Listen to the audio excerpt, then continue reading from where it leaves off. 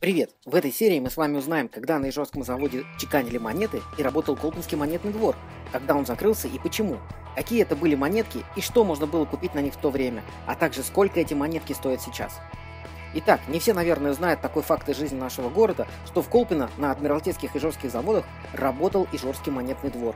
Да, на заводе чеканили медную государственную монету.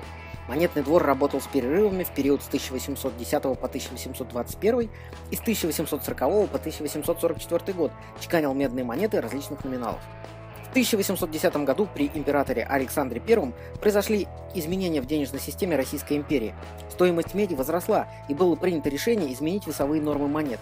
Если до 1810 года в пуде меди было 16 рублей, то по новым нормам было установлено, что из пуда меди необходимо начеканить монет на 24 рубля. Перечеканка монет, осуществляемая ранее каждым следующим правителем Российской империи, не могла теперь иметь места. Собираемая старая монета стала расплавляться, и из полученного металла отливалась новая. Быстрая замена всей меди оказалась не под силу производственным мощностям трех существовавших на тот момент общегосударственных монетных дворов – Петербургского, Екатеринбургского и Колыванского. Поэтому в помощь этим монетным дворам в порядке государственного заказа в 810 году была организована и осуществлялась в течение нескольких лет дополнительная чеканка медных монет в Колпино на Ижорском заводе. В результате этого на заводах организовался общегосударственный монетный двор, получивший название Колпинского или Ижорского.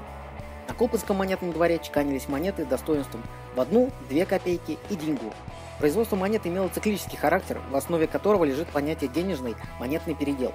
Полный производственный цикл, в начале которого миницмейстер получал от приходного казначея партию металла, а в конце сдавал расходному казначею партию полученных из нее монет. Но полноценным монетным двором Колпинский или Ижорский монетный двор назвать все-таки нельзя, так как работа по чеканке монет была непостоянной и непрофильной для завода.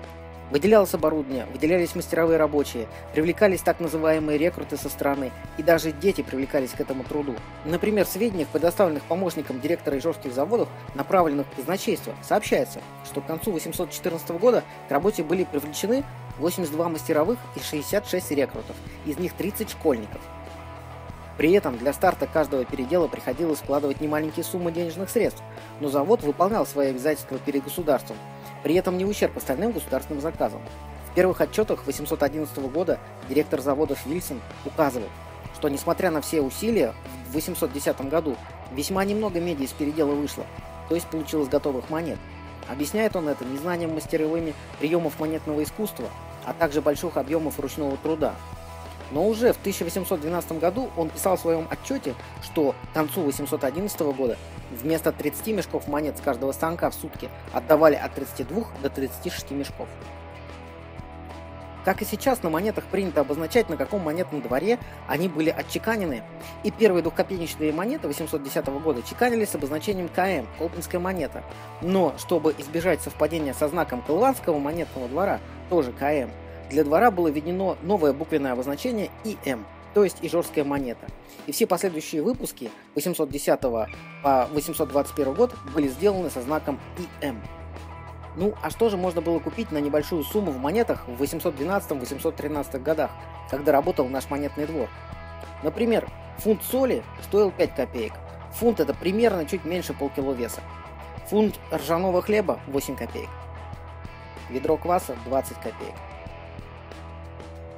Бутылка пива или фунт говядины – 35 копеек. Десяток куриных яиц – 40 копеек. Ну и фунт постного масла – 50 копеек.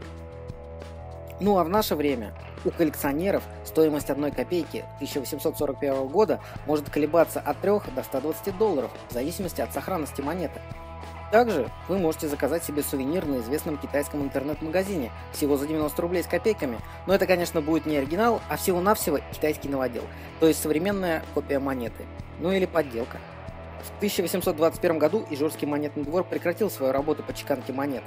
14 октября 1821 года в докладной записке директора департамента горных и соляных дел Мечникова министру финансов сообщалось, что себестоимость выделки медной монеты на адмиралтейских ижорских заводах составляет 7 рублей 50 копеек за каждый пуд чистой меди, а расходы за чеканку из аналогичного пуда меди на Екатеринбургском монетном дворе составляли 2 рубля 26 копеек, и с транспортными расходами до Петербурга, которые составляли рубль 73, составляли в общем 3 рубля 99 копеек.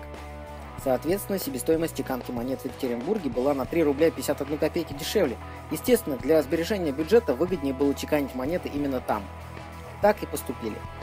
Но в 1840 году вновь потребовалась помощь Адмиралтейских и Ижорских заводов в чеканке медных монет.